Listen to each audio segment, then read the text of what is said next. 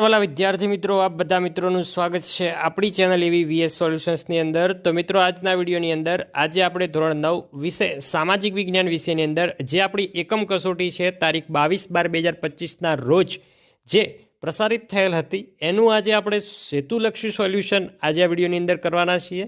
તો વિડીયોને તમારે છેલ્લે સુધી સ્કીપ કર્યા વગર જોવાનો છે અને વિડીયો જે આપણી દ્વિતીય પરીક્ષા આવવાની છે ઉત્તરાયણ પછી એના માટે ખૂબ જ મહત્ત્વનો થઈ જાય છે, માટે આપણે છેલ્લે સુધી પૂરેપૂરો જોવાનો છે અને આના તમામ પ્રશ્નો આપણે સારી રીતે તૈયાર કરી લેવાના છે. તેમાં સૌપ્રથમ જોડકા જોઈએ તો દાંડી યાત્રાનો પ્રારંભ તો એમાં આવશે ડી 12 માર્ચ 1930ના રોજ થયો હતો. બીજો છે વાઇસરો કરઝન, તેમાં આવશે આઈ, તેમને બંગાળના ભાગલા પાડ્યા હતા. બીજો છે જલિયાવાલા બાગનો હત્યાકાંડ ક્યાં થયો હતો તો આવશે ત્રીજાની અંદર જી, આપણે તારીખ દર્શાવવાની છે તો આવશે 13 એપ્રિલ 1919ના રોજ થયો હતો. ચોથો છે ગાંધીજીના આધ્યાત્મિક ગુરુ કોણ હતા તો ગાંધીજીના આધ્યાત્મિક ગુરુ જે શ્રીમદ રાજચંદ્ર, તો આપણે કોમેન્ટમાં જવાબ આપવાનો છે કે ગાંધીજીના રાજકીય ગુરુ કોણ હતા.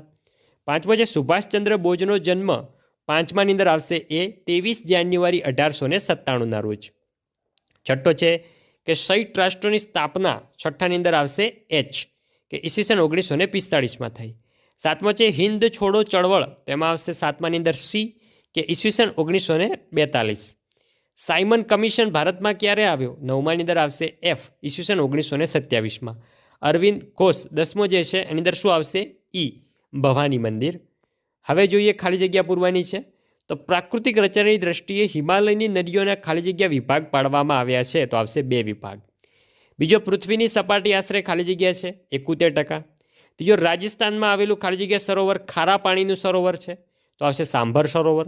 2 ક્રમિક અક્ષાંશો વચ્ચે ખાલી જગ્યા કિલોમીટર અંતર તો વીઆઈપી નંબર 111 એટલે 111 કિલોમીટર. પાંચમો ભારતના ખાલી જગ્યા રાજ્યમાં સૌથી વધુ વરસાદ પડે છે તો મેઘાલયમાં.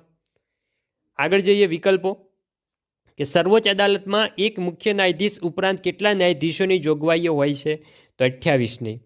સર્વોચ્ચ અદાલતના વરિષ્ઠ ન્યાયાધીશોની નિમણૂક કયા આધારે કરવામાં આવે છે તો આવશે સિનિયોરિટીના આધારે. ત્રીજો છે અમદાવાદથી દાંડીનું અંતર કેટલા કિલોમીટરનું છે તો આવશે 370 કિલોમીટરનું. ચોથો બાંગ્લાદેશને એક સ્વતંત્ર રાષ્ટ્ર તરીકે ઉદ્ભવ ક્યારે થયો બાંગ્લાદેશનો, એટલે કે બાંગ્લાદેશ ક્યારે સ્વતંત્ર થયું ઈસવીસન 1971માં. પાંચમો છે અમેરિકાના વર્લ્ડ ટ્રેડ સેન્ટર પર હુમલો ક્યારે થયો હતો તો આવશે ઓપ્શન નંબર સી ઈસવીસન 2001માં. હવે છે 1-2 વાક્યમાં જવાબ આપો. પહેલો, દેશના ન્યાયતંત્રમાં સૌથી ટોચના સ્થાને કઈ અદાલત છે તો સર્વોચ્ચ અદાલત જે આપણી સુપ્રીમ કોર્ટ છે દિલ્હી ખાતે. બીજો છે કયા રાજ્યમાં સૌપ્રથમ લોક અદાલતની રચના કરવામાં આવી હતી તો આપણા ગરવી ગુજરાતની અંદર. ત્રીજો છે વડી અદાલતના ન્યાયાધીશોની નિમણૂક કોણ કરે છે તો આપણા રાષ્ટ્રપતિ જે છે એ કરતા હોય છે, મિસ્ટર પ્રેસિડેન્ટ. ચોથો છે નર્મદા નદી કયા રાજ્યમાંથી નીકળે છે તો મધ્યપ્રદેશમાંથી. પાંચમો, ગંગાનો પ્રવાહ બાંગ્લાદેશમાં કયા નામે ઓળખાય છે, જે આપણા ગંગા માતા છે એ આપણા ભારતની અંદર તો ગંગા માતા તરીકે ઓળખાય છે, પણ જો એ નદી બાંગ્લાદેશની અંદર જેવી પ્રવેશ કરે એવી તે પદ્માના નામથી જાણીતી છે. છઠ્ઠો છે ગંગા નદીની કુલ લંબાઈ કેટલી છે, આ પણ વીઆઈપી આંકડો છે 25-25 એટલે કે 2525 યાદ રાખવાનું છે. સાતમો, ભારતની એકમાત્ર પુરુષવાચક સર્વનામ ધરાવતી નદી. મિત્રો તમારે નોંધ તમે કરી છે કે આપણા ભારત દેશની અંદર ઇવન આપણા ગુજરાતની અંદર પણ જેટલી પણ નદીઓ છે, બનાસ છે, સરસ્વતી છે, નર્મદા છે, તાપી છે, રૂપેણ છે, બધી જ નદીઓ જે છે એ મિત્રો સ્ત્રીવાચક છે. તમારે જોવાનું સરસ્વતી, બનાસ એ બધી મિત્રો સ્ત્રીવાચક છે. આખા ભારતની અંદર માત્ર એક જ નદી એવી છે જે મિત્રો પુરુષવાચક સર્વનામ છે, એટલે કે પુરુષવાચક છે, એ છે મિત્રો બ્રહ્મપુત્ર એટલે કે બ્રહ્માનો પુત્ર. આઠમો છે ગુજરાતની વડી અદાલત ક્યાં આવેલી છે તો આપણા અમદાવાદ ખાતે. નવમો છે વડી અદાલતના ન્યાયાધીશોની મુદ્દત કેટલા વર્ષની હોય છે તો વડી અદાલતના ન્યાયાધીશ 62 વર્ષના થાય ત્યાં સુધી પોતાની ફરજ બજાવી શકે છે. દસમો છે સર્વોચ્ચ અદાલતના ન્યાયાધીશોની નિમણૂક કોણ કરે છે તો આપણા રાષ્ટ્રપતિ જ કરતા હોય છે. હવે જે તમને સરસ મજાનું ચિત્ર આપેલું છે એ ચિત્ર શાનું છે તો યાદ રાખવાનું છે, જો માથે ફેટો બાંધેલો હોય, નાની એવી મૂછો હોય તો એ ચિત્ર હંમેશા શહીદ વીર ભગતસિંહનું જ હોવાનું છે. અને વિદ્યાર્થી મિત્રો, તમારે પાઠ્યપુસ્તકની અંદર જે તમારા ચિત્રો છે એને તમારે અંડર એસ્ટિમેટ નથી કરવાના. ચિત્રો જે છે અત્યારે પેપર જે નીકાળે છે સરો એ મેઇન ફોકસ ચિત્ર ઉપર રાખતા હોય છે. તમને પરીક્ષાની અંદર એવું ચિત્ર મૂકી દે જેથી કરીને તમને ખબર જ ના હોય કે આ ચિત્ર શું દર્શાવે છે. તમને એના વિશે માહિતી ખબર હોય પરંતુ ચિત્ર જ ખબર ના હોય તો તમે જવાબ ના લખી શકો. આગળ છે નીચેનું ચિત્ર કયા છે શાનું છે? તો આ છે મિત્રો હિન્દ છોડો આંદોલનનું ચિત્ર છે. વિભાગ બી જોઈએ. વિભાગ બીની અંદર 2 ગુણના પ્રશ્ન પૂછાય છે. એમાં છે ગાંધીજીએ રોલેટ એક્ટને કાળો કાયદો શા માટે ગણાવ્યો હતો? તેમાં મિત્રો કાળા કાયદાની અંદર ઘણા બધા નિયમો હતા કે કોઈ પણ વ્યક્તિની પૂછ્યા વગર ધરપકડ કરાતી હતી, એને વોરંટ વગર સજા અપાતી હતી. ભારતીય સાયમન કમિશનનો વિરોધ શા માટે કર્યો હતો? કારણ કે એમાં એક પણ સભ્ય ભારતનો નહોતો. આગળ છે સંકલ્પના સમજાવો નિઃશસ્ત્રીકરણ અને બિન જોડાણવાળી નીતિ. એટલે કે 2 ભાગલા પડ્યા હતા, એમાંથી એક પણ દેશમાં જો ના જોડાવું હોય તમારે બિન જોડાણવાળી નીતિમાં. પછી છે અસહકાર આંદોલનના કાર્યક્રમો, એટલે કે જે છે પરદેશની વસ્તુનો બહિષ્કાર કરવો, સ્વદેશી વસ્તુઓ અપનાવી, સરકારી નોકરીઓનો ત્યાગ કરવો, એવું બધું હતું અસહકાર આંદોલનની અંદર. આઝાદ ફૌજના સૂત્રો શું હતા? આઝાદ ફૌજના સૂત્રો હતા જય હિન્દ, ચલો દિલ્હી, તુમ મુझे ખૂન દો મેં તુझे આઝાદી દૂંગા, એવું છે. છઠ્ઠો, નીચે દર્શાવેલ ચિત્ર, આ ચિત્ર કઈ ઘટનાનું છે? તો નીચે દર્શાવેલ ચિત્ર જે છે એ મિત્રો જલિયાવાલા બાગ હત્યાકાંડનું છે. અને આ સ્થળ ક્યાં આવેલું છે? તો આ સ્થળ આપણા ભારત દેશના પંજાબ રાજ્યના અમૃતસર જે શહેર છે એમાં આવેલું છે. એનું પાટનગર જ છે અમૃતસર. 7મો છે સર્વોચ્ચ અદાલતના ન્યાયાધીશોની નિમણૂકોની લાયકાત તમારે જણાવવાની છે. સર્વોચ્ચ અદાલતના મહાભિયોગની કાર્યવાહી, ન્યાયતંત્ર લોકશિલાની આધારશિલા છે. લશ્કરી જૂથોના પૂરા નામ નાટો અને શિયાટો.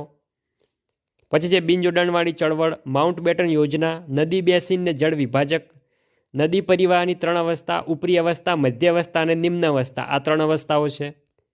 આગળ છે ભારતની કુદરતી વનસ્પતિમાં રહેલી વિવિધતા તમારે જણાવવાની છે. અલગ અલગ જેવી રીતે આપણા ભારત દેશની અંદર આપણે જેમ જેમ આગળ જઈએ એમ વિસ્તાર બદલાય, લોકો બદલાય, બોલી બદલાય, પહેરવેશ બદલાય, એવી રીતે આપણા વૃક્ષો પણ બદલાય છે. તો એ વૃક્ષોની વિવિધતા આપણે જણાવવાની છે. સંકલ્પના સમજાવો અલ નીનો અને આઈટીસી ઝોન. આઈટીસી ઝોન એટલે કે જે આપણું મકરવૃત છે એની આજુબાજુની જે ઝોન છે એને આપણે શું કહીએ છીએ? ITC zone. વિભાગ નંબર સી જોઈએ. તો એની અંદર છે ટૂંક નોટ લખો બહિષ્કાર અને સ્વદેશી ચળવળ. મિન્ટોને કેટલાક લેખકો મુસ્લિમ કૌમવાદના પિતા કહે છે. રોલેટ એક્ટ જે ગાંધીજીએ કાળો કાયદો ગણાવ્યો હતો એ લખવાનું છે. એકદમ સિમ્પલ છે. નીચેના ચિત્રોને ઓળખી બતાવો. તો આ ચિત્ર શાનું છે? તો ગાંધીજી જ્યારે સાબરમતી આશ્રમથી નવસારીમાં આવેલા દાંડી ગામમાં જઈને મીઠાનો ભંગ કર્યો હતો એ મિત્રો આ દાંડી યાત્રાનું આ ચિત્ર છે. જોઈ શકો છો તમે. સુભાષચંદ્ર બોઝ આપણા નેતાજી જે હતા એમનો પરિચય આપી આઝાદ હિન્દ ફૌજ વિશે તમારે માહિતી આપવાની છે. સંયુક્ત રાષ્ટ્રનું ખતપત્ર જણાવો. આંતરરાષ્ટ્રીય ક્ષેત્રે ભારતનું પ્રદાન સમજાવો. ન્યાયતંત્ર લોકશાહીની આધારશિલા છે, આગળ પણ આવી ગયો. લોક અદાલતો, તો જે કેસો આપણા વડી અદાલત છે, હાઈકોર્ટ છે, સુપ્રીમ કોર્ટ છે એમાં પેન્ડિંગ પડ્યા છે એ પેન્ડિંગ કેસો સોલ્વ કરવાનું કાર્ય જે છે એ મિત્રો લોક અદાલતો કરતી હોય છે. ટૂંક નોટ લખો દ્વીપકલ્પીય નદો, ગંગા નદી પ્રણાલી સમજાવવાની છે. સરોવરોની ઉપયોગિતા સમજાવવાની છે. નદીઓનું આપણા જીવનમાં આર્થિક મહત્વ, જળ પ્રદૂષણ અટકાવવાના ઉપાયો. નેક્સ્ટ મિત્રો આ પ્રશ્નો તમને પરીક્ષાની અંદર પૂછાઈ શકે છે. પારિભાષિક શબ્દો જે છે લૂ, આમ્રવૃષ્ટિ, વરસાદનો ક્રમભંગ ને ઓક્ટોબર હીટ. આગળ છે આબોહવા પર અસર કરતા પરિબળો. જંગલના પ્રકાર જણાવી દરેક વિશે 5 ટૂંકમાં માહિતી લખો. તો જંગલના કેટલા પ્રકાર છે? 5 પ્રકાર છે. ઉષ્ણકટિબંધીય ખરાઉ જંગલો, ઉષ્ણકટિબંધીય શંકુદ્રુમ જંગલો, એવા અલગ અલગ પ્રકાર છે. જંગલોનું પર્યાવરણીય મહત્વ, આબોહવાની માનવ જીવન પર થતી અસર. એ તો આપણે સિમ્પલ જે શિયાળો, ઉનાળો, ચોમાસું ઋતુઓ બદલાય છે એ ઋતુઓ બદલાવાથી આપણા ઉપર શું અસર થાય છે એ અસરો આપણે વર્ણવવાની છે. સિમ્પલ તમારે કોઈ પણ પુસ્તક જે હોય, રેફરન્સ બુક હોય, એવો નથી વિચાર કરવાનો કે આમાં જેવું બેઠું લખ્યું છે એવું બેઠું યાદ રહેવું જોઈએ. તમારે સિમ્પલ વાર્તાની જેમ ચેપ્ટરને યાદ રાખો અને તમારે તમારા મુજબ લખો. અહીંયા ચોખ્ખા શબ્દમાં કહીને આપેલું છે કે તમે તમારા શબ્દોની અંદર વર્ણવો. તો આપણે ક્યાંથી કોપી પેસ્ટ નથી કરવાનું, આપણે આપણા શબ્દની અંદર વર્ણવવાનું છે.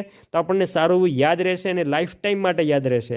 આગળ છે નકશો છે. નકશો પણ એકદમ સિમ્પલ છે.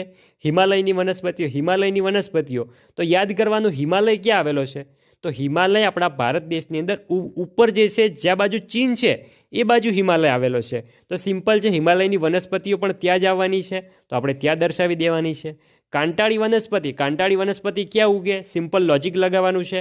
કાંટાળી વનસ્પતિ જ્યાં રણ હોય ત્યાં ઉગે. તો રણ ક્યાં હોય છે? રણ આપણા રાજસ્થાનમાં છે, તો આપણે રાજસ્થાનમાં દર્શાવવાનું છે. બીજો છે સાંભર સરોવર પણ આપણા રાજસ્થાનમાં છે. સરદાર સરોવર યોજના, આ તો મિત્રો આપણને ખોટું જ ના પડવું જોઈએ, કારણ કે આ તો આપણા ગુજરાતમાં છે, તો એ આપણે દર્શાવી દેવાનું છે. તો વિદ્યાર્થી મિત્રો, આ હતું આપણું ધોરણ 9 વિષય એસએસનું એકમ કસોટીનું સોલ્યુશન. વિડીયો સારો લાગ્યો હોય વિડીયોને લાઇક કરજો, ચેનલ ઉપર નવા હોય ચેનલને સબસ્ક્રાઇબ કરજો. મળીશું આપણા દ્વિતીય સત્રના પેપર સોલ્યુશન સાથે. ત્યાં સુધી આવજો. ભારત માતા કી જય.